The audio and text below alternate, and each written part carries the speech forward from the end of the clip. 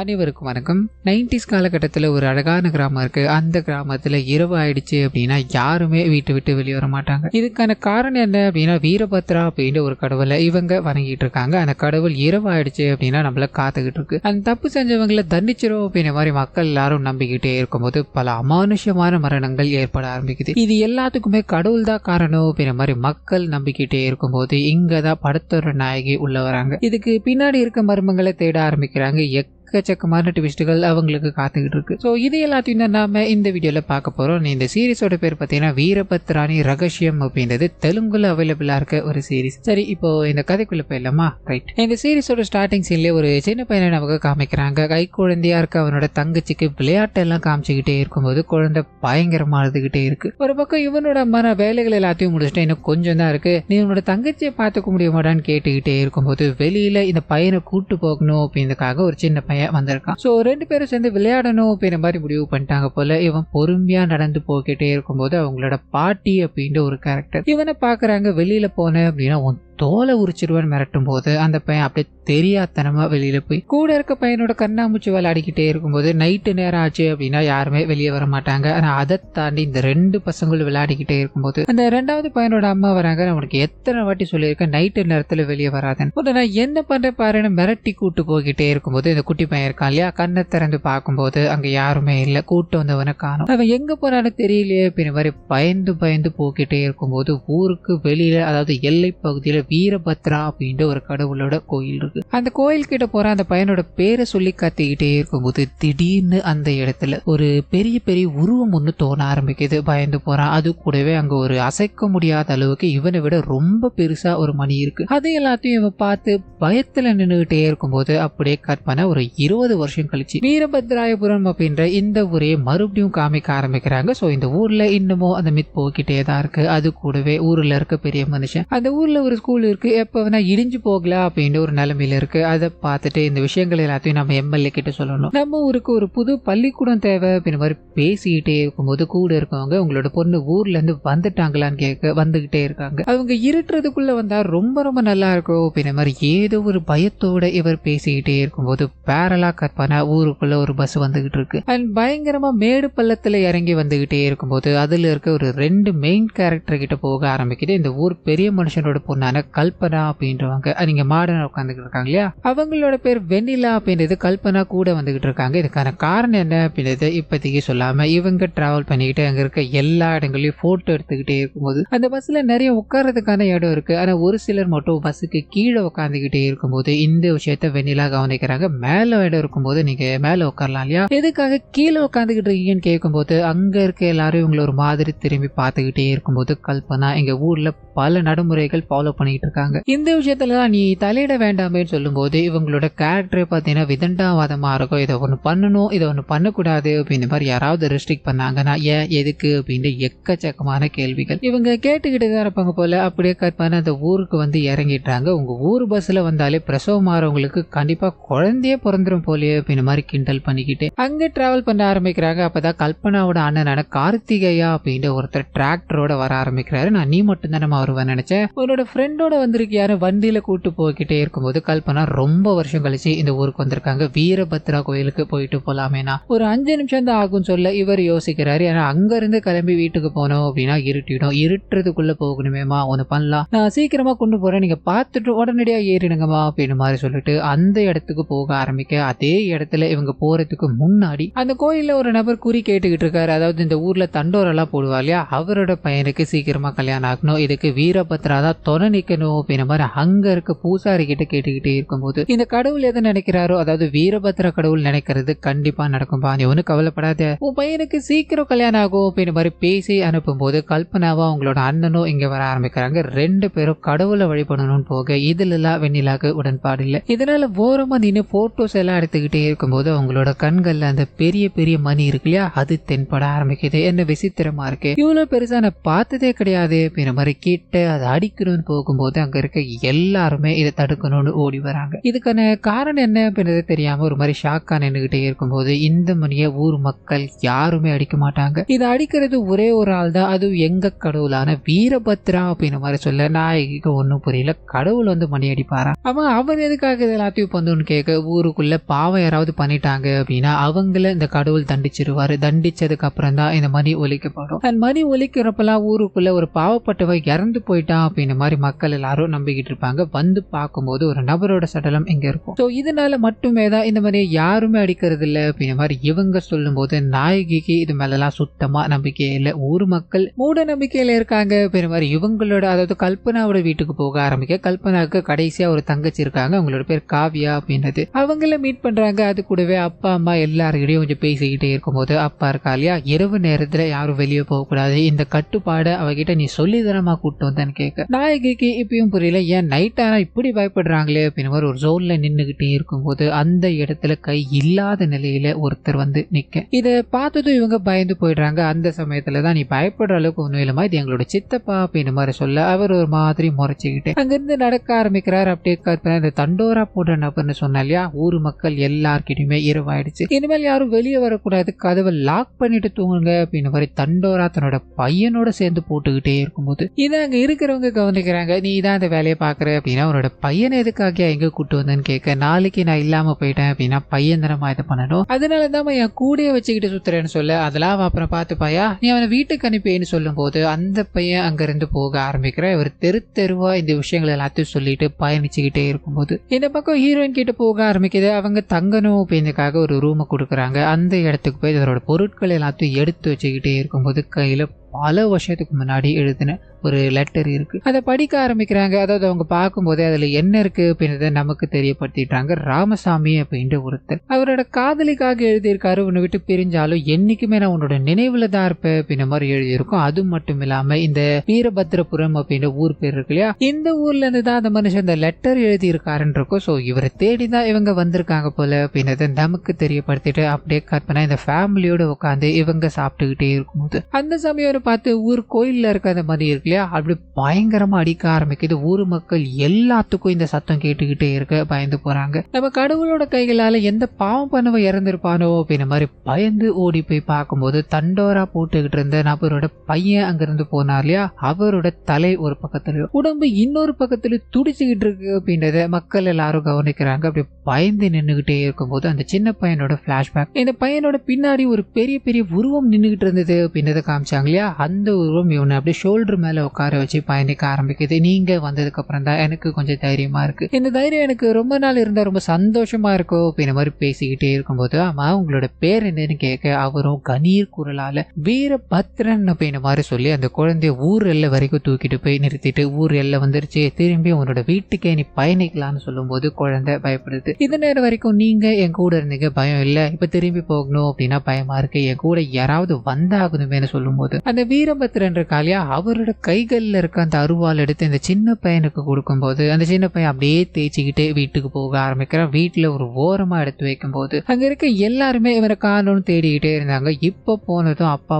பயங்கரமா போட்டு அடிக்க ஆரம்பிக்கிறாரு. எங்கடா போயிட்டு வந்து இந்த இரவு நேரத்துல யாரா அவனை வெளியே கூப்பிட்டா அப்படின்ற மாதிரி பயங்கரமா அடிச்சுக்கிட்டே இருக்கும்போது அப்பதான் அவன் கொண்டு வந்த அந்த கத்தியை பாக்குறாங்க. இது யாரா கொடுத்ததுன்னு கேட்கும்போது வீரபத்ரா அப்படின்ற ஒருத்தர் தான் இது என்கிட்ட கொடுத்துட்டு போனாருமான்னு சொல்ல அம்மாக்கு புரிஞ்சு போயிடுச்சு, கடவுள் தான் இதை பண்ணியிருக்காங்க அப்படின்றது. வேக வேகமா அந்த கத்தி எடுத்துட்டு போய், அதாவது அருவாள் எடுத்துட்டு போய் அவங்களோட பூஜை அறையில வைக்க ஆரம்பிக்கிறாங்க. அந்த கடவுளை வழிபட ஆரம்பிக்கிறாங்க அப்படின்றத நமக்கு இங்க காமிச்சிட்டு பிரசன்ட்ல. சோ அந்த தண்டோரா போடுற நபரோட பையன் இங்க துடி துடிக்க இறந்து போய் கிடக்குறா அப்படின்ற விஷயம் ஊர் மக்கள் எல்லாருமே பயமுறுத்துச்சு. அந்த தண்டோரா போடுற நபரும் என் பையனுக்கு கல்யாணம் பண்ணி பார்க்கணும் அப்படின்ற மாதிரி ஆசைப்பட்டானே, இப்ப இது எல்லாமே போயிடுச்சு, இனிமேல் நான் என்ன பண்ண போறணும் அப்படின்ற மாதிரி கதறி அழுதுகிட்டே இருக்கும்போது இன்னொரு பக்கத்துல இந்த கல்பனாவோட அம்மா என்ன பண்றாங்க அப்படின்னா கடவுளை வழிபட்டுக்கிட்டே இருக்காங்க. இதை பத்தி வெண்ணிலா கேட்கும்போது ஊருக்குள்ள யாராவது இந்த பாவங்கள் எல்லாத்தையும் பண்ணி கடவுளால இறந்து போயிட்டாங்க அப்படின்னா அந்த டெட் பாடி இருக்கு இல்லையா, அதை அவங்க எந்த விதமான சடங்குகளோ பண்ண மாட்டாங்க. ஒரு பெரிய மலை மாதிரி இருக்கு, அதாவது இந்த ஊருக்கு பக்கத்துல ஒரு பெரிய மலை இருக்கு, அங்க கொண்டு போய் கல்பனாவோட அப்பா போட்டுட்டு வந்துருவாருன்னு சொல்ல இவங்களுக்கு சுத்தமா இங்க நடக்கிற விஷயங்கள்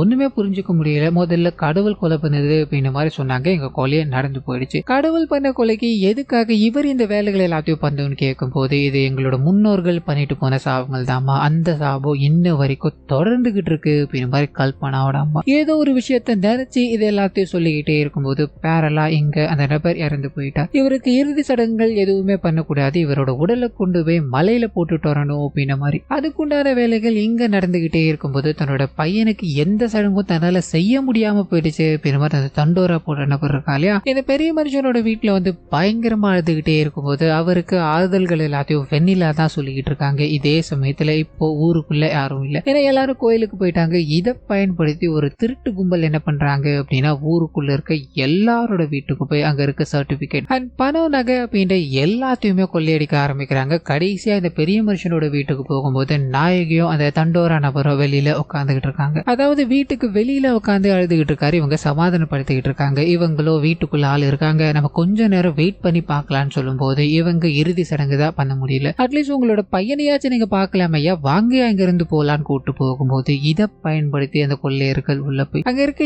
எல்லாத்தையும் திருடிக்கிட்டே இருக்கும்போது திடீர்னு ஒருத்தரோடு வந்து ஊருக்குள்ள திருடனுங்க வந்துட்டானுங்க, எல்லாத்தையும் திருடிக்கிட்டு இருக்கானுங்க அப்படின்னு மாதிரி சொல்ல மக்கள் எல்லாரும் அங்க ஓட ஆரம்பிக்கிறாங்க. ஓடி போய் பார்த்தா ஒருத்தர் வீட்லயும் ஒண்ணுமே இல்லை, அவங்களோட வீடு மொத்தமும் திருடப்பட்டிருக்கு அப்படின்ற விஷயத்த கேட்டு எல்லாரும் ஒரு மாதிரி கலங்கி போயிடுறாங்க. அடுத்த நாள் காலையில இந்த இடத்துக்கு போலீஸ்காரர் வந்து என்னென்ன விஷயங்கள் திருடு போயிடுச்சு அப்படின்ற மாதிரி ஒன்னொன்னுத்தையும் கம்ப்ளைண்ட் எடுத்துக்கிட்டே இருக்கும்போது அந்த சமயத்துல தான் நாயகி இதை கவனிக்கிறாங்க. ஊருக்குள்ள எல்லா பொருட்களும் திருடு போயிடுச்சு அப்படின்ற மாதிரி கம்ப்ளைண்ட் எழுதிட்டீங்க, ஆனா இந்த ஊருக்குள்ள ஒரு கொலை நடந்திருக்கு, அதுவும் கொடூரமா தலை துண்டிக்கப்பட்ட நிலையில நடந்திருக்கு, ரத்தமும் பாத்தீங்கன்னா அந்த கடவுளோட அருவாங்க வச்சிருப்பாங்க இல்லையா அதுல பதிஞ்சிருக்கு. இது எல்லாத்தையும் சொல்லி இதுக்கு பின்னாடி யார் இருக்காங்க அப்படின்றத நீங்க கண்டுபிடிச்சாகணும் இல்லையான்னு கேட்க எப்படிமா கண்டுபிடிக்க முடியும், கடவுள் பண்ண கொலைய நாம எப்படி எஃப்ஐஆர் ஃபைல் பண்ண முடியும், இதனால இந்த விஷயங்களை சொல்ல யாரும் முன் வரவும் மாட்டாங்க, இது நாங்க விசாரிக்கவும் போறது கிடையாது அப்படின்னு மாதிரி சொல்லி அந்த திருட்டு கேஸ் இருக்கு இல்லையா அதை விசாரிக்க ஆரம்பிக்கிறாரு. இதுக்கு நடுவுல நாயகி யோசிக்க ஆரம்பிக்கிறாங்க. இறந்து போன பையனுக்கு அவங்க அப்பா இறுதி சடங்கு கூட செய்ய முடியாத ஒரு நிலைமை,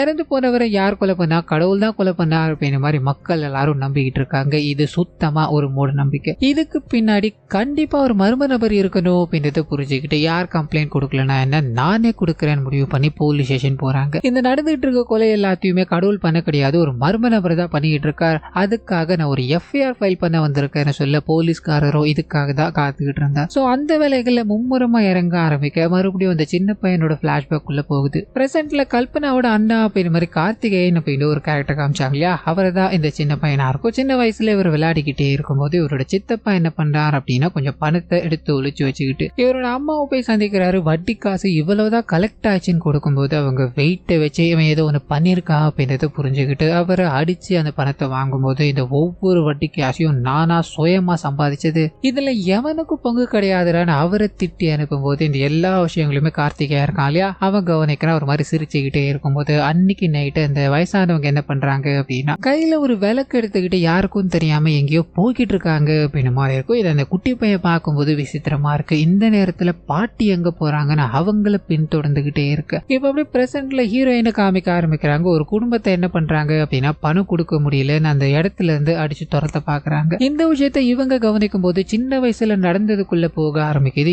இவங்களையும் இவங்களோட அம்மாவையும் பாத்தீங்கன்னா இந்த வீட்டை விட்டு திரத்தி ஆகணும் அப்படின்ற மாதிரி ஒரு கடங்காரர் இவங்களோட வீட்டு கதவை தட்டிக்கிட்டே இருக்கும்போது இவங்க பொருட்கள் எல்லாத்தையும் எடுத்து வச்சுக்கிட்டே இருக்காங்க. அப்பதான் இவங்களோட கைகள்ல அந்த ராமசாமி அப்படின்றவர் எழுதின லெட்டர் கிடைக்க ஆரம்பிக்குது. இதெல்லாம் எதுக்கு விட்டு போனதுன்னு நினைச்சு இனிமேல் நம்ம என்ன பண்ண போறோம், முதல்ல இங்கிருந்து வா போகலாம் அப்படின்னு மாதிரி இந்த ஊரை விட்டு அப்போ இவங்க கிளம்பி இருப்பாங்க. சோ இந்த விஷயங்கள் எல்லாத்தையும் நினைச்சு இவங்க ஒரு பக்கம் ஃபீல் பண்ணிக்கிட்டே இருக்க பேரலா அந்த நபர் இறந்து போயிட்டாரு, அவரோட உடலை கொண்டு போய் மலைக்கு மேல தூக்கி போடணும் அப்படின்னு மாதிரி இருக்கு இல்லையா அந்த வேலைகள் எல்லாத்தையும் இந்த பெரிய மனுஷன் பண்ண தயாராகும் போது அந்த சமயம்னு பார்த்து போலீஸ்காரங்க அந்த இடத்துக்கு வர ஆரம்பிக்கிறாங்க. இந்த மாதிரி இந்த டெட் பாடியை நீங்க எங்கேயுமே கொண்டு போக முடியாது, இது ஒரு கொலை அப்படின்ற மாதிரி எங்களுக்கு ஒரு எஃப்ஐஆர் பதிவாயிருக்கு, இதனால இந்த டெட் பாடியை நாங்க தான் கொண்டு போகணும்னு சொல்லும் போது அங்க இருக்க எல்லாருக்கும் பயங்கர ஷாக். இந்த கேஸை யார் பதிவு பண்ணிருக்கா அப்படின்றது தெரியல. இதனால ரொம்ப குழப்பத்துல நின்றுகிட்டே இருக்கும்போது போலீஸ்காரர் ஆர்டரோட வந்திருக்காரு. அது எல்லாத்தையும் வாங்கிக்கிட்டே இருக்கும்போது அந்த கொலை செய்ய பயன்படுத்தப்பட்டதா அந்த கடவுளோட அருவா இருக்கு இல்லையா அதை பாக்குறாரு. ரத்தமா இருக்கு, இதை ஃபாரன்சிக்கு அனுப்பணும் அப்படின்றதுக்காக இவரோட கூட வேலை செய்யறவங்களை அந்த அருவால எடுத்துட்டு வா போன்னு சொல்ல பயப்படுறாங்க. ஊர் மக்கள் எல்லாருமே அது கடவுளோடது, கடவுள் பலியிடணும் அப்படின்னு அந்த அருவால பயன்படுத்தி இருக்காரு, இதை யாரும் தொடக்கூடாது அப்படின்னு மாதிரி பயந்து நின்றுகிட்டே இருக்கும்போது இந்த போலீஸ்காரர் மட்டும் கையில கட்சி எல்லாத்தையும் எடுத்துக்கிட்டு அங்க போய் அதை எடுக்கணும்னு ட்ரை பண்ணிக்கிட்டே இருக்க வரல, ஒரு மாதிரி வேகமா இழுக்க ட்ரை பண்ணிக்கிட்டே இருக்க அங்கதான் ஒரு புது கேரக்டர் ஒருத்தர் வர ஆரம்பிக்கிறாரு. இந்த மாதிரி இந்த அருவால கொலை நடந்திருந்தது அப்படின்னா அவங்களோட தலை கொய்யப்பட்டிருக்கு, 2 சைடும் ரத்தம் இருக்கிறது வழக்கமா இருந்திருக்கும் இல்லையா, இங்க ஒரு சைடு மட்டுமே தான் நடந்திருக்கு. ஸோ கொலை பண்றதுக்கு வேற ஒரு அருவால பயன்படுத்திட்டு மக்களை பயமுறுத்தணும் அண்ட் கடவுள் தான் இதை பண்ணியிருக்காரு அப்படின்றதுக்காக இங்க ஒரு மாதிரி பூசி வச்சிருக்காங்க. அது ஒரு பக்கத்துல மட்டும் ரத்தத்தை கவனிக்கலாம். இது மூலமாவே உங்களுக்கு புரியலாம் இல்லையா போலீஸ்காரரே, நீங்க அதை எடுக்கிறது தேவைதானான்னு கேட்கும்போது இவருக்கு இங்க ஃபிங்கர் பிரிண்ட் பதிவாயிருக்கோ அப்படின்ற மாதிரி 100% தெரியும். இதனால அங்க இருக்க யார் சொல்லியுமே கேட்காம இவரோட கைகள்ல அந்த அருவாள் எடுக்கும்போது தூரத்துல இருந்து ஒரு குதிரை பயங்கரமா கத்த ஆரம்பிக்குது. வீரபத்ரனோட வாகனம் அப்படின்றத இவங்க நம்பிக்கிட்டு இருக்காங்க. இந்த வாகனமே கத்துது அப்படின்னா இது ஒரு கெட்ட சகுனம் அப்படின்ற மாதிரி மக்கள் எல்லாரும் பயத்துல நின்றுகிட்டே இருக்கும்போது போலீஸ்காரர் இதை கவனிக்கல. அதை எடுத்துட்டு போய் ஃபாரன்சிக் லேப்ல கொடுக்கும்போது அதுல ஒரு 3 பேரோட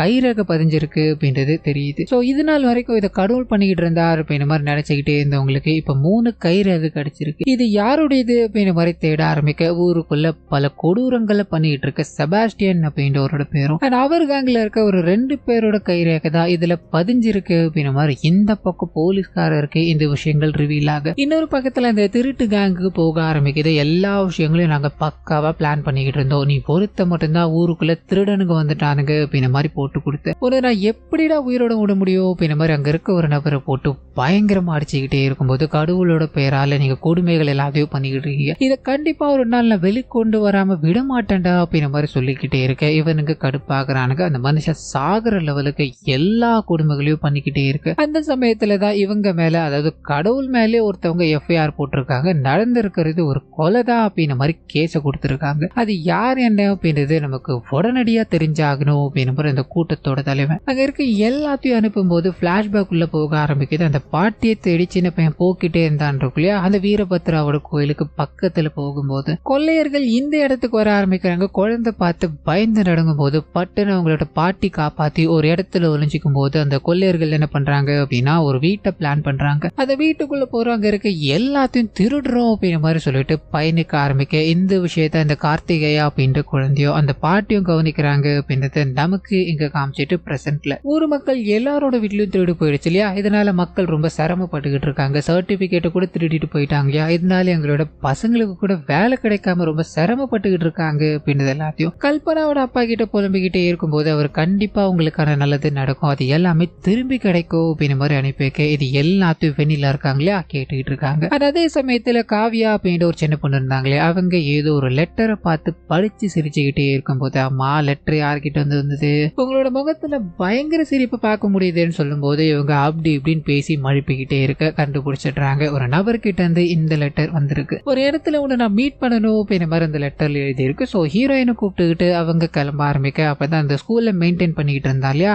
அந்த நபரோட பையன் தான் இவர் அப்படின்றது தெரிய ஆரம்பிக்குது. ஸோ இந்த காவியாக்கும் அவருக்கும் நடுவில் ஒரு சின்ன காதல் போய்கிட்டு இருக்கு போல. இந்த மனுஷன் தன்னோட சர்டிபிகேட் எல்லாத்தையுமே அந்த திருடங்க கிட்ட பறி கொடுத்துட்டார். இதனால வேலை கிடைக்க ரொம்ப சிரமமா இருக்கு அப்படின்ற மாதிரி எல்லாத்தையும் கொட்டி தீத்துட்டு அங்கிருந்து கிளம்ப ஆரம்பிக்க வெண்ணிலா இது எல்லாத்தையும் கவனிச்சாங்க இல்லையா, இந்த விஷயங்கள் யாருக்கும் தெரியக்கூடாது அப்படின்னா எனக்காக நீ ஒரு உதவி பண்ணணும். இந்த ஊர்ல யாராவது ராமசாமின்னு இருக்காங்களான்னு கேட்க ரொம்ப வருஷமா இங்க ஒரு ராமசாமி இருக்காரு, அவரை கூட்டு போய் காமிக்கும் போது அவருக்கு 2 மனைவிகள் இருக்காங்க. விசாரிக்கும் போதுதான் இவருக்கும் நம்ம தேடி வந்த ஆளுக்கும் எந்த சம்பந்தமும் இல்லை அப்படின்றது தெரிய ஆரம்பிக்குது. இதனால அங்க இருந்து கிளம்ப இந்த பக்கம் கல்பனா கிட்ட போக ஆரம்பிக்குது. அவங்க டாக்டர் படிப்பு எல்லாத்தையும் படிச்சுட்டு வீட்டுக்குள்ள ஒரு முக்கியமான விஷயத்த சொல்லணும் அப்படின்றதுக்காக தான் தன்னோட ஃப்ரெண்டோட இங்க வந்திருப்பாங்க. அந்த விஷயத்த தயங்கி தயங்கி சொல்லிக்கிட்டே இருக்கும்போது வாழ்க்கை மேட்ரன் வேற எல்லாம் சொல்லிட்டாங்க. இதனால அம்மா பயந்துகிட்டே டி கார்த்திகேயா யாரையோ லவ் பண்றா போலடா, அதனாலதான்டா வாழ்க்கை மேட்ரன் தயங்கி தயங்கி சொல்றா, உன் அப்பனுக்கு தெரிஞ்சது அப்படின்னா நம்ம தீந்தோண்டாலும் புலம்பிக்கிட்டே இருக்க. அம்மா லவ்வா அதெல்லாம் கிடையாதுமா, நான் டாக்டர் படிப்பை முடிச்சிட்டேன் இல்லையா, இந்த ஊர்லயே ஒரு கிளினிக் வைக்கணும் அப்படின்ற மாதிரி முடிவு பண்ணிட்டேன், அதை பத்தி அப்பா கிட்ட பேசதாமா நான் இங்க வந்தேன்னு சொல்லும் போது கார்த்திகேயாக்கு சந்தோஷம், நம்ம ஊர் மக்களுக்கு சேவை செய்ய போற அப்படின்ற மாதிரி சொல்ற. இதுல அப்பா மறுக்கிறதுக்கு என்னமா இருக்கு, நீ தைரியமா பண்ணுமா, அந்த வேலைகள் எல்லாத்தையும் நானே அப்பா கிட்ட பேசுறேன்னு சொல்லி சிரிச்சுக்கிட்டு அங்கிருந்து கிளம்ப ஆரம்பிக்க அந்த சமயத்துலதான் போலீஸ்காரர் இந்த இடத்துக்கு வர ஆரம்பிக்கிறாரு. கல்பனாவோட அப்பா கிட்ட நடந்த இந்த எல்லா விஷயங்களுக்கும் செபாஸ்டியன் அப்படின்றவரோட கேங் தான் சம்பந்தப்பட்டிருக்காங்க, இதுக்கும் கடவுளுக்கும் எந்த சம்பந்தமும் கிடையாது, இந்த மரணத்தை கடவுள் பண்ண கிடையாது அப்படின்ற மாதிரி சொல்லிட்டு அந்த இடத்துல அந்த திருடனுங்க போயிருக்கானுங்க. அந்த இடத்துல இவரோட பையன் போனதாலதான் இந்த மரணம் ஏற்பட்டிருக்கு. இந்த பையனை தவிர வேற யார் போயிருந்தாலும் இதே நிலைமை தான் ஏற்பட்டிருக்கும். சோ இதுக்கும் கடவுளுக்கும் எந்த சம்பந்தமும் கிடையாது அப்படின்ற மாதிரி தீர்த்து சொல்லிட்டு போகும்போது இருக்கும்போது இங்க இந்த பையனுக்கு இப்ப இறுதி சடங்கெல்லாம் பண்ணாம இருக்கு இல்லையா, அது எல்லாத்தையும் தொடங்க ஆரம்பிக்கிறாங்க. அப்பாவுக்கு ஒரு சின்ன சந்தோஷம், பையனை இழந்தாலும் கடைசியா அவனுக்கு மரியாதை செலுத்த வாய்ப்பு கிடைச்சிருக்கு அப்படின்ற மாதிரி அவர் யோசிக்கும் போது நந்தா அப்படின்னு ஒரு ப்ரொஃபசர் கிட்ட போக ஆரம்பிக்குது. கிளாஸ்ல பசங்களுக்கு பாடம் எடுத்துக்கிட்டே இருக்கும்போது ஒரு நபர் எதிர்ச்சியா ஒரு கேள்வி கேட்கும்போது இவருக்கு இந்த கடவுள் நம்பிக்கை அப்படின்றதெல்லாம் கிடையாது, எல்லாமே ஒரு ரியாக்ஷனால தான் நடந்துகிட்டு இருக்கு அப்படின்ற மாதிரி அவரோட பாயிண்ட் ஆஃப் வியூல ஒரு தியரியை விளக்கிட்டு போக ஆரம்பிக்க இவர் நடக்கிற எல்லா விஷயங்களையுமே ஒரு இடத்துல ரெக்கார்ட் பண்றது, அதாவது ஒரு மிஷின்ல ரெக்கார்ட் பண்றது வழக்கம். அவரோட தியரி எல்லாத்தையும் அதுல சொல்லிக்கிட்டு போய்கிட்டே இருக்கும்போது திடீர்னு ஒரு நபர் சைக்கிளை போட்டுட்டு இவரோட கார் முன்னாடி வந்து நிக்க ஆரம்பிக்கிறாரு. ஒன்னும் புரியலையோ உனக்கு பைத்தியமாயா, என்னையா உனக்கு ஆச்சு, எல்லாம் ஓகே தானேன்னு கேட்கும்போது பட்டுன்னு அவர் புரியாத விஷயங்களை பேச ஆரம்பிக்கிறாரு. ஆனா அவர் பேசும்போது அவரோட முகத்துல ஒரு மாதிரி பிரகாசமா இருக்கு, அதன் முகமெல்லாம் ஒரு மாதிரி வேர்க்க ஆரம்பிக்குது. பதட்டமா மறுபடியும் புரியாத விஷயங்களையே சொல்லிக்கிட்டே இருக்கும்போது பொத்துன்னு ஒரு கட்டத்துல விழுந்து போறாரு. இவருக்கு ஒன்னும் புரியல, என்னதான் அவருக்கு நடந்துகிட்டு இருக்கு அப்படின்ற மாதிரி அவரை பின்னாடி உட்கார வச்சுட்டு ஹாஸ்பிட்டல் கொண்டு போய்கிட்டே இருக்க போற வழி எல்லாத்துலயுமே அவர் ஏதோ ஒரு லாங்குவேஜ்ல பேசிக்கிட்டே இருக்காரு போல. இவருக்கு அது புரியல. கொஞ்ச நேரம் இரியா, நான் ஹாஸ்பிட்டல் கொண்டு போயிடுறேன் அப்படின்ற மாதிரி பயணப்பட்டுக்கிட்டே இருக்கும்போது இன்னொரு பக்கம் இறந்து போன அந்த பையனுக்கு இறுதி சடங்கெல்லாம் நடந்துகிட்டு இருக்கு. இந்த பக்கம் மறுபடியும் காமிச்சாங்க அப்படின்னா அவரை ஹாஸ்பிட்டல் கொண்டு வந்துட்டாங்க. ஒரு ஹாஸ்பிட்டல்ல சேர்க்கும் போது அவரோட கைகள்ல ஒரு புத்தகம் இருக்கு. அந்த புத்தகத்தை காட்டி தான் இவர்கிட்ட ஏதோ ஒன்று பேசிட்டு இருந்திருப்பாருன்றக்கும். ஸோ அந்த மனுஷன் அட்மிட் ஆன உடனே அவரோட புத்தகம் இவரோட வண்டியில இருக்கு. அந்த புத்தகத்தை விட்டு போறியா அப்படின்னு மாதிரி அவர் அதை எடுத்து பார்த்துக்கிட்டே இருக்கும்போது அதுல வீரபத்ராவோட உருவம் இருக்கு இல்லையா, அது அங்க வரையப்பட்டிருக்கு. ஸோ இந்த கடவுளுக்கும் இவருக்கும் கூட ஏதோ ஒரு சம்பந்தம் இருக்கு அப்படின்னு நமக்கு காமிச்சிட்டு மறுபடியும் அந்த பிளாஷ்பேக் உள்ளே போக ஆரம்பிக்குது. ஒரு நபரோட வீட்டுக்குள்ள கொள்ளையடிக்கணும் அப்படின்ற மாதிரி அந்த கொள்ளைக்காரங்க கிளம்பிட்டாங்க. இந்த விஷயத்த ஓடி வந்து கார்த்திகேயா அவனோட அப்பா கிட்ட சொல்லும் போது அப்பா அவரை காப்பாத்தலாமே அப்படின்ற மாதிரி போக ஆரம்பிக்க இவங்களோட பாட்டி இருக்காங்களே தடுக்கிறாங்க. நான் சின்ன சின்னதா வட்டி காசு எல்லாத்தையும் சேர்த்து சொத்துக்கள் எல்லாத்தையுமே உருவாக்கி இருக்கேன், நீ அவனை காப்பாத்துறேன்னு போய் இங்க இருக்க எல்லாத்தையுமே, அதாவது நான் சம்பாதிச்ச எல்லாத்தையுமே எடுத்து கொடுக்க போறேன், இது எனக்கு தேவையா, ஒழுங்குமுறையா உள்ள போடா அப்படின்னு மாதிரி உதவி பண்ண விடாம தடுத்துட்டு இந்த வீட்டு கதவு எல்லாத்தையும் லாக் பண்ணிட்டு இவங்க மேல போறாங்க. இவங்க ரூமுக்குள்ள எக்கச்சக்கமான நகைகள் இவங்க வச்சிருக்காங்க. அது ஒன்னொன்னுத்தையும் போட்டு பார்த்து தனியா அணுவா ரசிச்சுக்கிட்டு இருக்காங்க அப்படின்றத அந்த குட்டி பையன் கவனிக்கிறான். அப்படியே கற்பனை பிரசன்ட்ல அந்த நபர் ஹாஸ்பிட்டல் சேர்த்துட்டு ப்ரொஃபசர் வீட்டுக்கு போகும்போது மனைவி ஒருத்தர் ஹாஸ்பிட்டல்ல சேர்த்திருக்கீங்க, அவருக்கு என்னாச்சு ஏதாச்சு அப்படின்ற மாதிரி நீங்க போய் விசாரிக்கலையான்னு சொல்லும் போது இவர் அவ்வளவா முனைப்பு காட்டல. அங்க ஹாஸ்பிட்டல்ல டாக்டர்லாம் இருக்காங்க, அவங்க எல்லாம் பாத்துப்பாங்கம்மா, நம்ம ஒண்ணு பண்றதுக்கு இல்லையாமான்னு சொல்லும் போது என்னங்க நீங்க, உங்களுக்கான ராசி பலனை நான் பார்த்தேன், உங்களோட வாழ்க்கைக்குள்ள ஒருத்தர் வர போறான், அவ வந்ததுக்கு அப்புறமா உங்களோட வாழ்க்கைக்குள்ள எக்கச்சக்கமான மாற்றங்கள் நடக்க போகுது அப்படின்ற மாதிரி சொன்னாங்க. நீங்க என்னடா இப்படி இருக்கீங்க, கடவுள் எல்லாத்தையும் தெரிஞ்சுதாங்க பண்ணிக்கிட்டு இருக்காரு, அது எல்லாத்துக்கும் ஒரு காரணம் இருக்குன்னு சொல்லும் போது இவருக்கு நடந்த விஷயங்கள் இருக்கு இல்லையா, அது அப்படியே மைண்டுக்குள்ள ஓட ஆரம்பிக்குது. அவர் விட்டுட்டு போன புத்தகங்கள் எல்லாத்தையும் எடுத்து பார்த்துக்கிட்டே இருக்கும்போது ஒரு ரெக்கார்ட் பண்ணும்போது அவர் பேசின விஷயங்களும் ரெக்கார்ட் ஆயிருக்கும். ஸோ அதை எல்லாத்தையும் எடுத்து கேட்டுக்கிட்டே இருக்கும்போது பேரலா போலீஸ் ஸ்டேஷனுக்குள்ள போக ஆரம்பிக்குது. வீரபத்ராவோட அந்த அருவாலை கொண்டு வந்து இங்க வச்சுட்டாங்க. இதனால நைட்டு முழுக்க ஒரு மாதிரி அமானுஷம் நிறைஞ்ச இடமாவே போலீஸ் ஸ்டேஷன் காணப்பட்டுக்கிட்டே இருக்கு. அங்க இருக்க கைதிகளும் சார் இந்த அருவா இங்க இருந்தது அப்படின்னா எங்களுக்கு ரொம்ப பயமா இருக்கு சார், எங்களை ஒண்ணு மாத்துங்க, இல்லைன்னா இந்த அருவாலை கொண்டு போய் வச்சிருங்க சார்னு பேசிக்கிட்டே இருக்கு. இதை இவர் பெருசா எடுத்துக்கல, இவ்வளவு பேர் இருக்கும்ல ஒன்னும் ஆகாதரா தைரியமா இருக்கடான்னு பேசிக்கிட்டே இருக்கும்போது வெளியில பயங்கரமான சத்தம். என்ன ஏதுன்னு போய் பார்க்கும்போது ஒரு வெள்ளை குதிரை இவரை பார்த்து பயங்கரமா கத்திக்கிட்டே இருக்க. இவர் துரத்தி விடலான்னு ட்ரை பண்ணும்போது குதிரை ரொம்ப ஃபோர்ஸா இருக்கு, இவரையே தள்ளி விட்டுட்டு அந்த ஸ்டேஷனையே பார்த்து கத்திக்கிட்டே இருக்கும்போது உள்ள இருக்கவங்க எல்லாரும் பயந்து போறாங்க. வேக வேகமா ஓடி வந்து அந்த அருவாள் இருக்கு இல்லையா, அதை எடுத்துட்டு வந்து இந்த குதிரை கிட்ட வைக்கும் போது குதிரை அதை எடுத்துக்கிட்டு வேகமா அங்க இருந்து போக ஆரம்பிக்க இந்த எல்லா விஷயங்களும் இன்ஸ்பெக்டர் பார்த்துக்கிட்டு இருக்காரு அப்படின்றத நமக்கு இங்க காமிக்க இன்னொரு பக்கத்துல ப்ரொஃபசர் கிட்ட போக ஆரம்பிக்குது. இங்க பேசின விஷயங்கள் என்னன்னு புரியல. இதனால ஒரு லேடிக்கு போன் பண்ணி இதை ரெக்கார்ட் பண்ண விஷயங்கள் எல்லாத்தையும் போட்டு காமிச்சு அவர் என்ன பேசியிருக்காருன்னு சொல்ல முடியுமான்னு கேட்க இவர் பேசுற விஷயங்கள் எல்லாத்தையும் வச்சு பார்க்கும்போது மராத்தியில பேசியிருக்காருன்னு நினைக்கிறேன். இத்தனை நாள் வரைக்கும் நான் பார்த்துக்கிட்டு இருந்த பொறுப்புகள் எல்லாமே இன்னியோட முடியுது, அந்த பொறுப்புகள் இனிமேல் உனக்கு ஸ்டார்ட் ஆயிடுச்சு அப்படின்னு மாதிரி சொல்லிட்டு கடைசியா நீ அவரை கண்டிப்பா நிறுத்தி ஆகணும், நீ அவரை கண்டிப்பா நிறுத்தி ஆகணும் அப்படின்னு மாதிரி தொடர்ச்சியான முறைகள்ல சொல்லிக்கிட்டே இருந்திருக்காரு. இதை அவர் எதுக்காக சொன்னார் அப்படின்றது புரியல. இதுக்கான காரணம் என்ன அப்படின்னு மாதிரி இவர் ஒரு பக்கம் உட்காந்து யோசிச்சுக்கிட்டே இருக்கும்போது இன்னொரு பக்கம் வெண்ணிலா இருக்காங்களா, அவங்க இறந்து போன நபருக்கு ஒரு சைனை போடணும் அப்படின்றதுக்காக பஞ்சாயத்து ஆபீஸ் வரைக்கும் போக வேண்டியிருக்கு. இதனால அந்த அந்த கார்த்திகேயா இருக்காரு அவரை கூப்பிட்டுக்கிட்டு வண்டியில பயணப்பட்டுக்கிட்டே இருக்கு. இவங்க 2 பேருக்கு நடுவில் நிறைய கான்வர்சேஷன் போக ஆரம்பிக்குது. இது எல்லாத்தையும் நமக்கு காமிக்கும் போது இவங்க உள்ள போறாங்க, அதுல சைனை போட்டுட்டு. அப்பதான் இவங்களுக்கு திடீர்னு ஏதோ ஒரு விஷயம் ஸ்ட்ரைக் ஆக ஆரம்பிக்குது. பழைய ரெக்கார்டு எல்லாத்தையும் பார்த்துக்கிட்டே இருக்கும்போது அங்க இருக்க பஞ்சாயத்து ஆபீசர் காட்டல. உடனே கார்த்திகேயா கிட்ட இந்த விஷயம் போக ஆரம்பிக்குது. இந்த மாதிரி உங்களோட தங்கச்சிக்கு ஒரு கிளினிக் ஆரம்பிக்கணும் அப்படின்ற மாதிரி முடிவு பண்ணிருக்கீங்க இல்லையா, எங்க ஊருக்குள்ள எத்தனை பேர் இருக்காங்க அப்படின்ற மாதிரி டேட்டா எடுக்க போனாங்க, அவன் விட மாட்டேன்ட்டாங்கன்னு சொல்ல இவர் உள்ள போறாரு. நமக்கு தெரிஞ்ச பொண்ணுதான், நீங்க கேட்கிற விஷயங்கள் எல்லாத்தையும் கொடுங்க, அவங்க பார்த்துட்டு தான் போகட்டுமேனு சொல்ல இவங்க பாக்குறதுக்கான நோக்கமே வேற போல. யாருக்கும் தெரியாம அங்க இருக்க எல்லா டேட்டாவையும் எடுத்து ஒரு பேப்பர்ல எழுதிக்கிட்டு அங்கிருந்து கிளம்ப ஆரம்பிக்கிறாங்க. அந்த சமயத்துல தான் வீரபத்ராவோட கோயில்ல ஒரு சடங்கு நடந்துகிட்டு இருக்கு அப்படின்றது தெரிய ஆரம்பிக்குது. அங்க போகும்போது ஒருத்தர் தன்னோட பொண்ணுக்கு கல்யாணம் பண்ணலாமா வேண்டாமா அப்படின்னு மாதிரி ஒரு டப்பால விபூதி, இன்னொரு டப்பால குங்குமத்தை போட்டு 2 சான்ஸ் கொடுப்பாங்க. 2த்துல உங்களுக்கு குங்குமம் விழுந்துருச்சு அப்படின்னா கடவுள் பெர்மிஷன் கொடுத்துட்டாருன்னு அர்த்தம். முதல்ல எடுக்கிறாங்க, விபூதி வருது, ஒரு மாதிரி சோகப்படுறாங்க. 2வது எடுக்கும்போது குங்குமம் வருது, கடவுள் பெர்மிஷன் கொடுத்துட்டாரு, நீங்க தாராளமா உங்களோட கல்யாணத்தை நடத்திக்கலாம்னு சொல்லும் போது ஹீரோயின் இதை பார்த்து சிரிக்கிறாங்க. என்னங்க நீங்க சைல்டிஷா இருக்கு, இதெல்லாம் நம்புற மாதிரியா இருக்குன்னு சொல்லும் போது, அம்மா நீங்க ஏதாவது ஒண்ணு நினைச்சுக்கோங்க, இது எல்லாமே நீங்க ஏமாத்து அப்படின்ற மாதிரி முடிவு பண்ணீங்கன்னா இங்க நடக்கிற விஷயங்களே உங்களுக்கு அதை தெளிவுபடுத்தும் சொல்லும் போது இவங்க மனசுக்குள்ள ஏதோ ஒண்ணு நினைச்சுக்கிறாங்க. முதல் தடவை எடுக்கிறாங்க விபூதி, 2வது தடவை எடுக்கிறாங்க விபூதி. ஆச்சரியமா இருக்கு, சரி கடைசி முயற்சியா இது பண்ணுவோமா அப்படின்னு மாதிரி எதிரில் உட்கார்ந்துகிட்டு இருக்கவர் கொடுக்கும்போது இவங்க செலக்ட் பண்ணது மறுபடியும் விபூதி தான். இதுல குங்குமமே வராததால இன்னைக்கு நினைக்கிற விஷயங்கள் எதுவுமே நடக்க போறதே கிடையாதுமான்னு சொல்ல இவங்களோட முகம் மாற ஆரம்பிக்குது. அவங்க கூட வந்தவரை அனுப்பி வச்சுட்டு ஒரு மாதிரி யோசிக்க ஆரம்பிக்கிறாங்க. அப்பதான் இவங்க வந்ததுக்கான காரணம் அப்படின்னு ஒண்ணு இருக்கு இல்லையா, அது போக ஆரம்பிக்குது. இவங்க அம்மாவோட சின்ன வயசுல இருந்து இவங்க போயிட்டாங்க. சின்ன வயசுல இருந்து இவங்க பெருசா வளர்ற வரைக்கும் அப்பாவை பத்தி எதுவுமே பேசியிருக்க மாட்டாங்க. ஆனா இவங்களுக்கு திடீர்னு அம்னீஷியா வந்ததால அவர் தன்னை விட்டுட்டு போயிட்டாரு அப்படின்றத மறந்துட்டாங்க. தன்னோட கணவர் வீட்டுல இருக்காரு, தன்னோட கணவரை பாத்துக்கணும் அப்படின்ற மாதிரி பித்து பிடிச்சிருக்கும் இல்லையா, அந்த மாதிரி நிறைய விஷயங்களை பண்ணிக்கிட்டே இருக்கு. டாக்டர்ஸ் எல்லாருமே இவங்களுக்கு ட்ரீட்மெண்ட் கொடுத்துக்கிட்டே இருக்கு. இவங்க அதாவது நாயகி ஒரு முடிவு பண்றாங்க, அம்மா தன்னோட கணவரை தேடி அலைஞ்சுக்கிட்டு இருக்காங்க. இத்தனை வருஷம் கழிச்சு இதை அவங்க பேசிக்கிட்டு இருக்காங்க. ஸோ கண்டிப்பா அவரை கண்டுபிடிச்சாக்கணும் அப்படின்னு நினைப்போடுதான் இங்க அவங்க வந்திருப்பாங்க. இதை நினைச்சுதான் அந்த பொருட்கள் எல்லாத்தையும் எடுக்கும் போது 3மே விபூதியா போனதால இது நடக்காதோ அப்படின்ற விஷயம் இவங்களுக்கு தோணிக்கிட்டே இருக்கு. கண்ணு கலங்க ஆரம்பிக்குது. யார் தடுத்தாலும் சரி, எந்த மரமும் ஒளிஞ்சுக்கிட்டு இருந்தாலும் சரி, என்னோட அப்பா அவனை கண்டுபிடிக்காம விட மாட்டேன் அப்படின்ற மாதிரி கண்ணை தொடச்சிக்கிட்டு கிளம்ப ஆரம்பிக்க இந்த 5வது எபிசோட இத்தோட முடிக்கிறாங்க. இந்த சீரீஸ்ல மொத்தம் பாத்தீங்கன்னா 60 எபிசோடு வரைக்கும் பிளான் பண்ணிருக்காங்க. மொதல் 5 எபிசோட்ஸ் தான் இந்த வாரம் ரிலீஸ் பண்ணிருக்காங்க. சோ இந்த 5 எபிசோட்ஸ் உங்களுக்கு பிடிச்சிருக்கோ அப்படின்ற மாதிரி நம்புறேன். இந்த வீடியோக்கு ஒரு நல்ல வரவேற்பு கிடைச்சது அப்படின்னா கண்டிப்பா இதோட 60 எபிசோட்ஸோ நீங்க நம்மளோட சேனல்ல பார்க்கலாம். சோ இதுக்கு நீங்க பண்ண வேண்டியது எல்லாமே நம்மளோட சேனல்ல யாராவது சப்ஸ்கிரைப் பண்ணாம லைக் பண்ணாம பாத்துக்கிட்டு இருக்கீங்க அப்படின்னா அது எல்லாத்தையும் மறந்துடாம பண்ணி வச்சுக்கோங்க.